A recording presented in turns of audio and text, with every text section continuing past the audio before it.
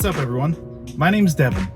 I own and operate a small HVAC business in Middle Tennessee. Today, I thought I would take you along with me and show you what we're doing today. So, we're gonna go to our first service call, which is gonna be replacing a contactor that I had already diagnosed as bad. And second, we're gonna go take a look at an oven range. They're having some trouble getting their downdraft vent to connect. So, let's get to it.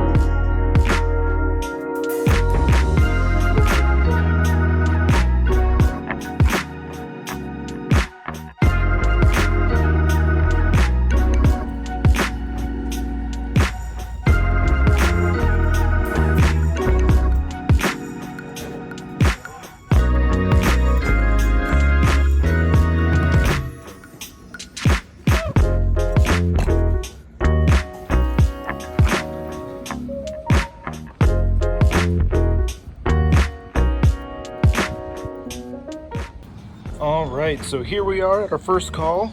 We're going to be changing out this contactor. So I was out here and found it bad, and unfortunately didn't have one stock on the truck ready to go. So we're going to go ahead, we're going to take this panel off, we're going to remove the contactor. I'll show you guys how I tested to know it was bad, and then we'll go from there.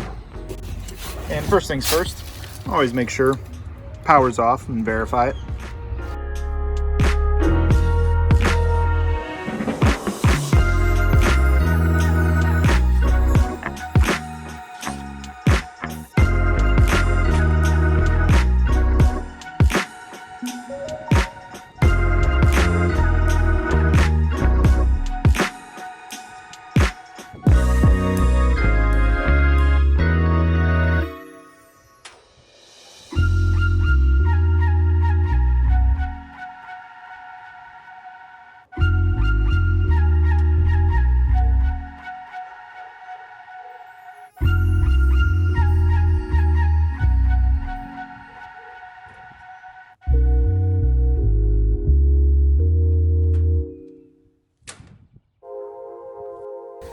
Okay, so here's the contactor we're going to be replacing. We're going to remove the wires from both sides, disconnect our signal voltage. We'll take note of where each of these wires go so we put them back in the same spot.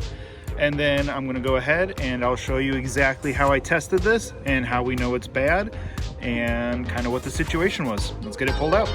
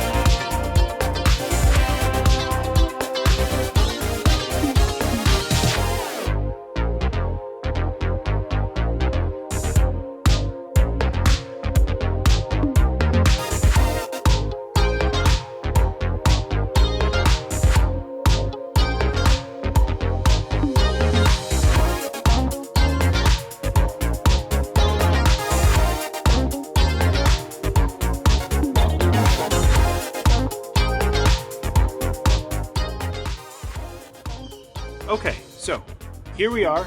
Here's our old contactor. We're gonna go ahead and we're gonna test the resistance off of these two connectors right here. So we're gonna be testing the resistance of the coil, which pulls the contactor in. So, turn our meter to ohms, and we'll go from each 2.3 ohms. So using Ohm's law, we can see that for a 24 volt circuit, this is going to be too high of an amp load. Inside here, the coil is probably shorted together somewhere, and I'll see if I can get this apart and maybe we can see where that happened at. But we can always verify by checking our new one. So we go to the same connectors on each side. 13.2 ohms. That's a perfect reading for a contactor. So we're gonna go ahead, we're gonna get this guy installed into our system. Okay, so now we're gonna go ahead, we're gonna put everything back the way that it was, test the system out. I'm gonna use the same exact screw holes that they had for the last one that was installed. So the old style also, it was a double pole contactor that actually wasn't the right one to have in place. So if you notice, there's this black wire that they had looped around here to the bottom. That's actually, according to the wiring diagram, be up here on this one, because being a single pole contactor, it only pulls in one side. So it's supposed to allow the power from this side to go through, and that's for the blower to continue to have power and be controlled independently of the contactor with a relay that's on this control board right here. So we're going to put this back in there, wire it up the way it's supposed to be done, and get it checked out.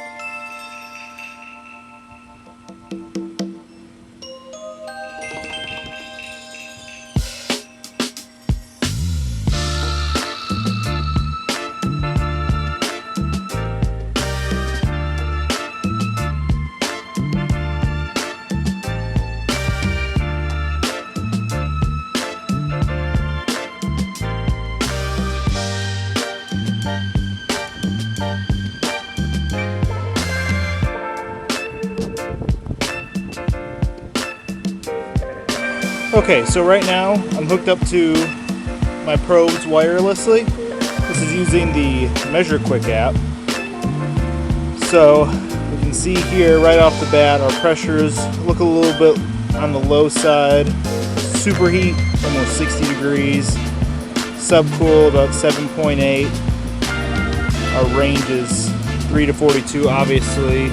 Being an older style system, it is a piston metering device. So we base that off of superheat, which we should be anywhere from 13.7 to 23.7, and we're sitting at just about 60. So we go inside, you can see our return dry bulb 72.2, supply is 66.2.